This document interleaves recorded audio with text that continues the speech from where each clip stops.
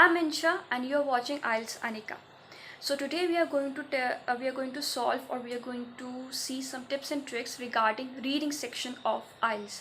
And in reading section particularly we'll be doing matching headings. Okay, so for those of you who don't know what matching heading question type is, it is a question type in which every small paragraph in your single passage is the question tells you to give a heading to it. Okay, and the headings are already given to you in a MCQ format and you have to just pick the correct heading for each paragraph. Cool. So without further ado, let's start the class. Cool. First of all, in this type of question, your headings will always be more than your paragraphs. Okay, so if you have like 5 paragraphs, your headings will be like 7 to 8. If you have 8 paragraphs, your headings will be like 10 to 11. Okay, so 99.9% cases you will have more headings than the number of paragraphs in a single passage. Okay, now the next question arrives is, when should you do this kind of question? When should you do this matching headings question? Should you do it at the start of the passage or at the end of the passage? Okay, you should do it at the start of the passage. Now I'll tell you the reason why. Because when you do this kind of question, it's a amalgamation or a mixture of 3 to 4, or I should say a collection actually of 3 4 to 5 questions at least. Okay, and what you'll be doing is you'll be solving those 4 to 5 questions also, and you'll be reading the whole passage at least once and understanding it too. Okay, so two things, you'll be doing two things at the same time. You'll be solving 5 questions and you'll be reading the passage also. So the time that you'll be wasting on reading the passage alone can be utilized in actually solving a question. So do it in the start of the passage. Whenever you start the passage, and if it's the first kind of question, you should do it first. Okay, now there's another reason why you should do it in the start.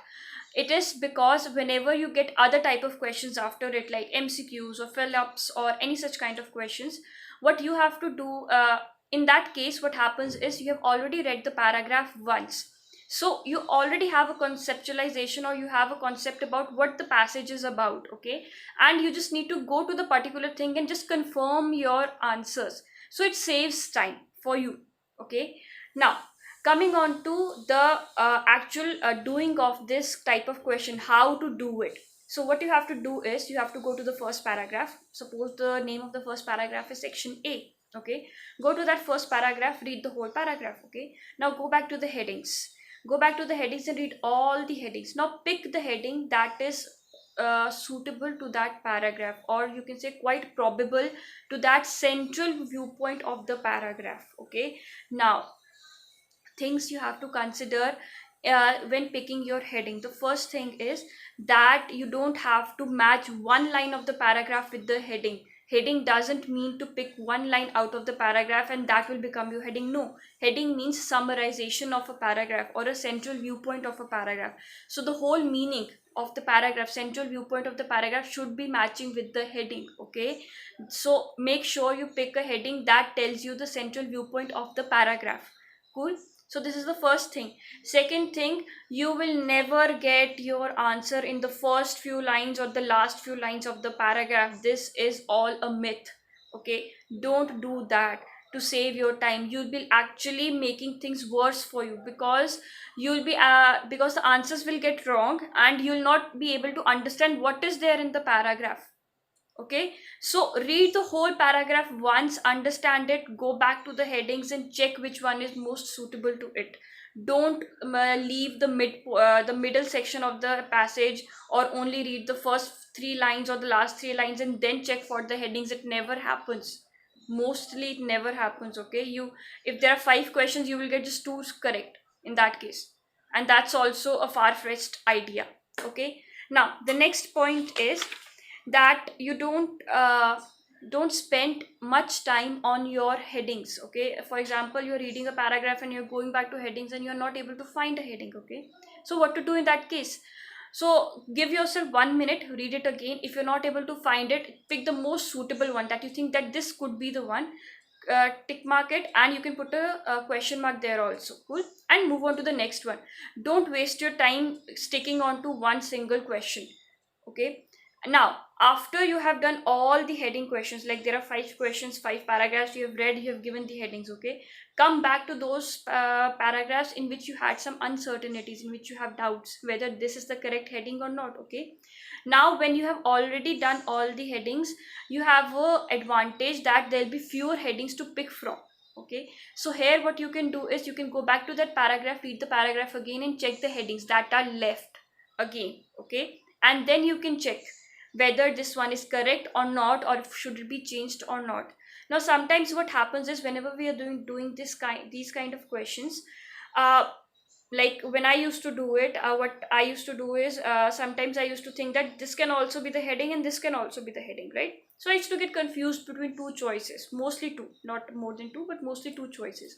So what I used to do is I used to write both the choices in front of the question, and after reading all the headings I used to go back to the that paragraph again. I used to read it again and then check again the same thing from the headings that are left, those two headings plus the headings that are left, okay? Sometimes what used to happen is that I used to pick one heading from those two headings and it used to come into some other paragraph, okay? So I used to be left with one choice only. So this was a kind of advantage for me. So you can also do this. If you're confused between few headings, write it down, do all the questions, and then come back and recheck it again, okay?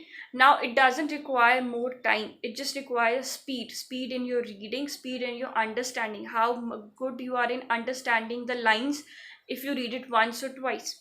Good.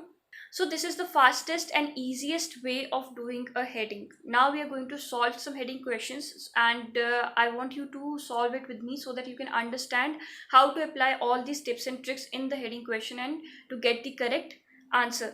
So the book that we are Okay, so we are going to do today book 15, and in book 15 we are going to do test 3, reading passage 2.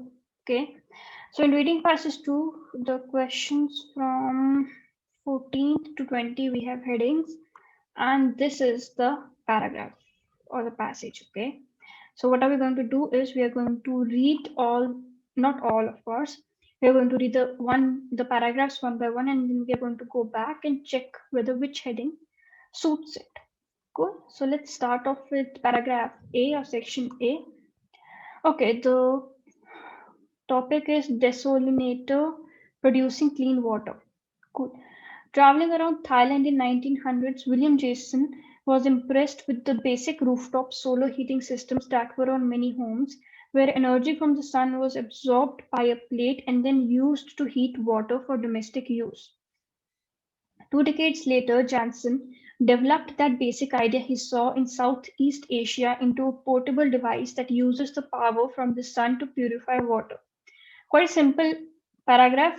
It's talking about a man who was impressed by a solar heating system, okay, in Thailand in 1900s, and he invented his own idea, basic idea, using the same principle, that is solar heating system, to purify water. Okay, power from the sun, so solar heating system, simple, cool. Let's go back and check.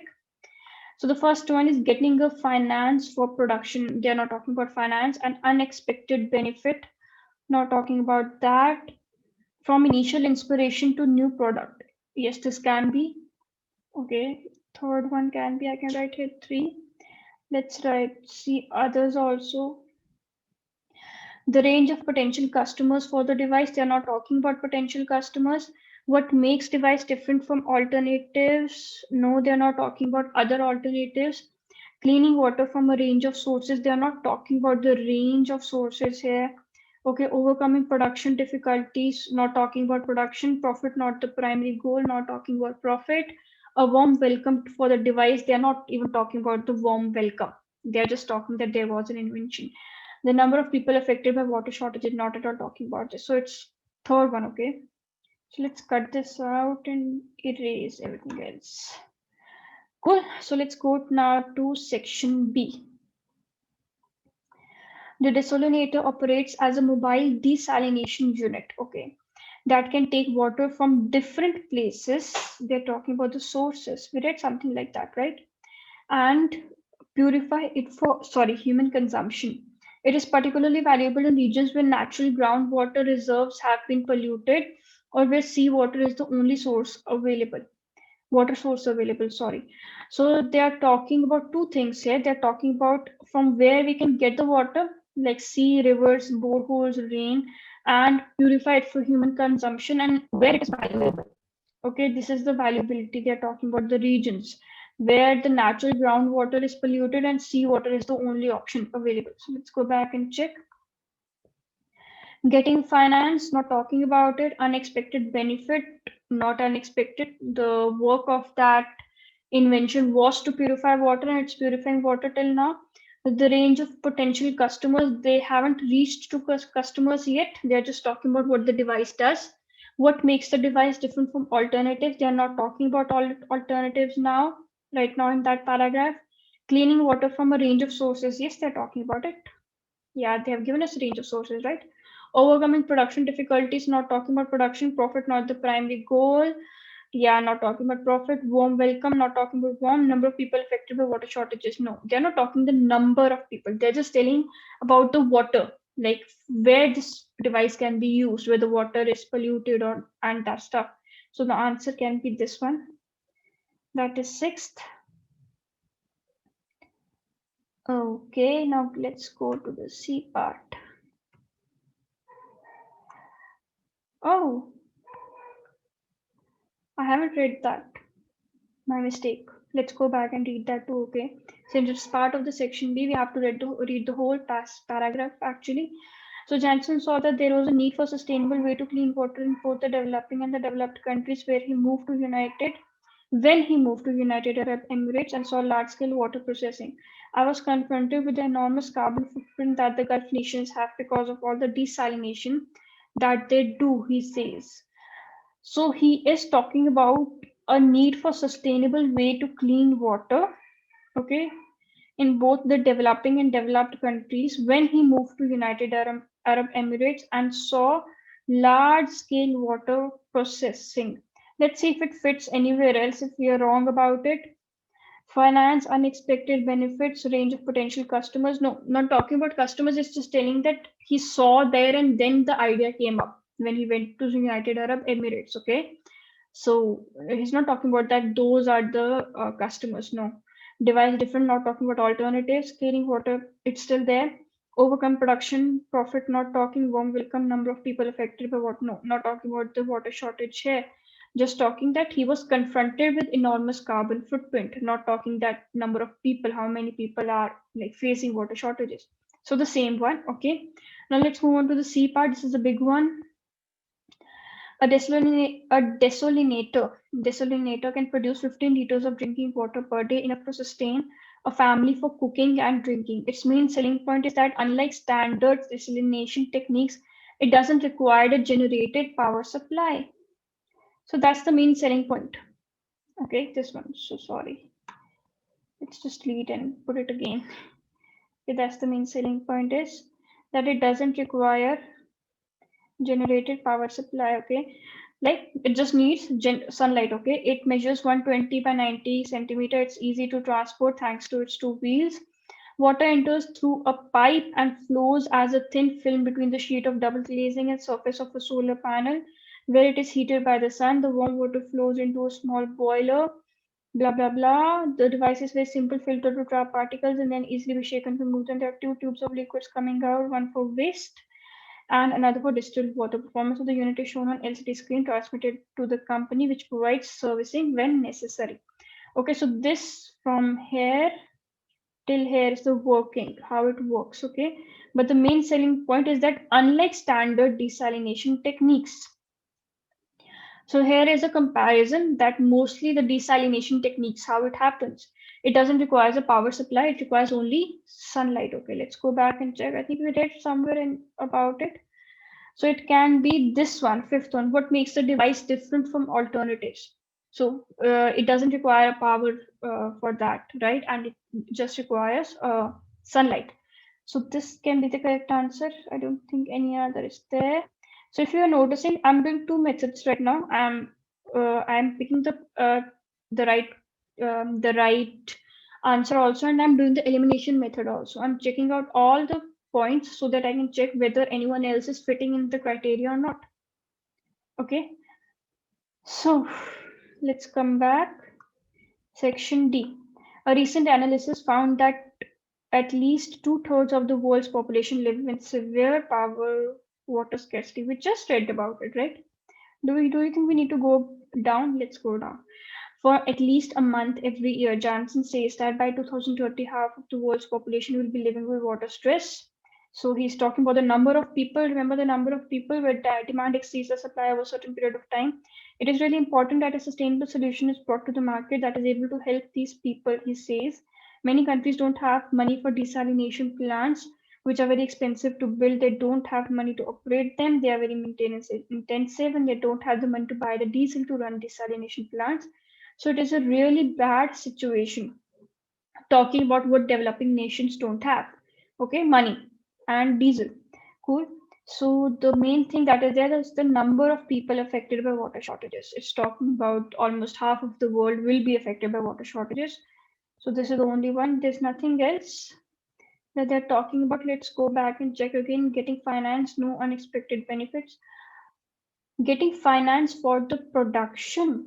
Can it be the option? They are talking something about money, right? Did you see? So let's keep one also. Okay, let's check if one comes somewhere else and then we can go down and check again afterwards. So we'll keep these both options open for other three sections also, and then we'll see which one gets into the other one, or if not, and then we'll recheck it at the last. Okay, so section E, let's go to section E. The device is aimed at a wide variety of users, from homeowners in the developing world who do not have a constant supply of water to people living off grid. Off the grid means someone who's not living in a community, who's like traveling and living. Something that happens in most of the foreign countries. If you see those kind of uh, shows, they get a trailer which is kind of a home inside a trailer, and they travel throughout the country, right? That kind of off living, that is called off the grid. Okay, rural parts of the US. Okay, the first commercial version of the desalinator is expected to be in operation in India early next year. So congratulations, it will be in India. After field tests are carried out, the market for the self-sufficient devices in developing countries is twofold. Okay, market: those who cannot afford the money for the device outright and pay through microfinance. Microfinance is your EMI. And the middle income homes that can lease their own equipment. Okay, and the middle income homes that can lease their own equipment. I don't know what that means. We can check it out later. People in India don't pay for a fridge outright, they pay for it over 6 months. They would put the desalinator on their roof and hook it up to their municipal supply, and they would get very reliable drinking water on daily basis. Sorry. In the developed world, it is aimed at niche markets where tap water is unavailable for camping, boats, or for military for assistance. So it's actually talking about the users, where and how it will be used. Okay. So in the developing countries, they are especially talking about India and how the Indians will afford it. They are also talking about that. And they're talking about like homeowners in developing country can need it, or for remote people living off the grid or remote areas, people living in remote areas of US. That is this camping, boats, and blah, blah, blah. Okay, let's go to E and check. Okay, they're not talking about finance for production. Production means producing the product. Okay, producing the what is that?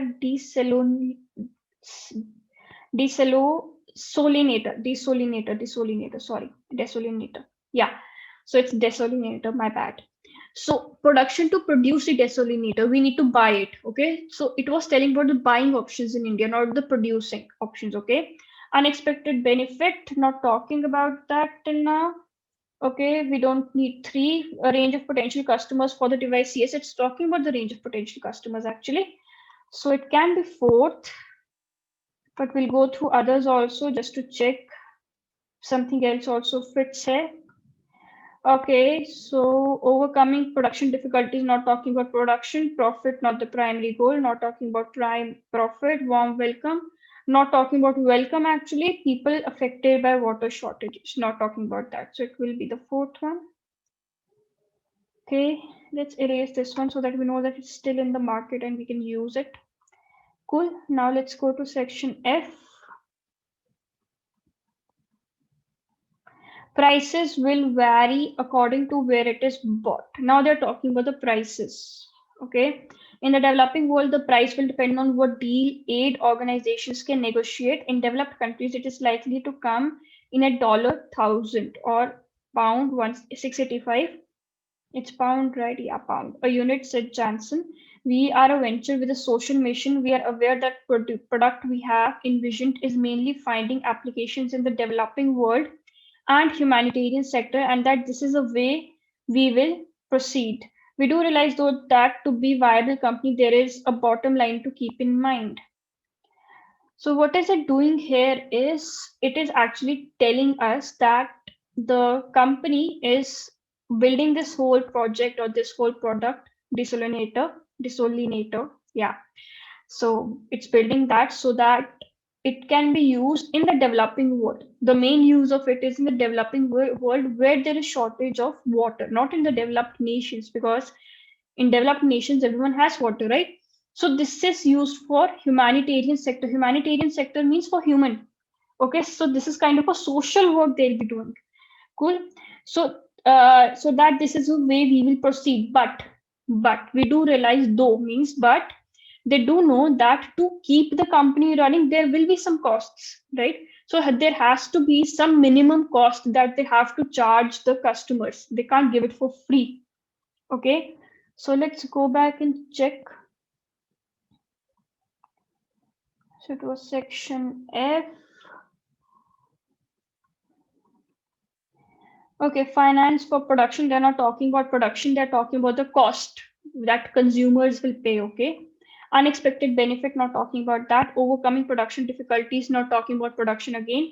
Price profit, not the prime goal. They're talking about this. Okay. So why they're talking about this? Because they're saying that it is for humanitarian purposes. Humanitarian, just I just told you, humanitarian means that they are doing it for social causes, okay? But they can't give it for free because the company has to run. And there is some cost in running the company. So they will be charging something, but that doesn't mean that profit is their goal. Okay, they'll be charging the bare minimum so that they can float the company also, that is keep the company running, and they can like sell the desolinator also. Yeah, I'm getting it right now. Cool. So now let's go to section G. Okay, the company itself is based at Imperial College London, although Janssen, its chief executive, still lives in the UAE. UAE is United Arab Emirates. It has raised itne pounds, okay, in funding so far. So within 2 years, he says the company aims to be selling 1,000 units a month, mainly in the humanitarian field. Okay, they are expected to be sold in areas such as Australia, Northern Chile, Peru, Texas, and California. So they're talking about the money that it has raised in funding. Now, what do you mean by funding? Funding means, for example, I've opened a company, okay? So now I don't have money to run the company. There is a lot of costs involved in running the company also. For example, the machine I have to buy to mass produce the product. Okay, the workers I have to pay them salaries. Then the running cost, the water, and all that stuff that I need on daily basis. So there's a running cost to a company required. Okay, so what do people do here is that they try to get the funds. Okay, now there are a lot of ways to get funds. You must, if you are in the news, you must have heard about angel funding. So a lot of companies in India get angel funding.